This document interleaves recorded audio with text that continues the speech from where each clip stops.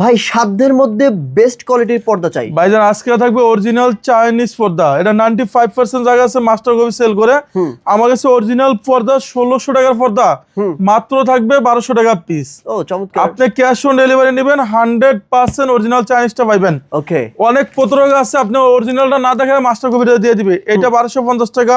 Okay nice. এই একটা রাখা যাবে 6 গুছি অনলি। চমৎকার লাগতেছে ভাই, এটা কত ভাই? অনলি 1250 টাকা পিস। ওয়াও, এইটা 6 গুছি 1250 টাকা। চমৎকার।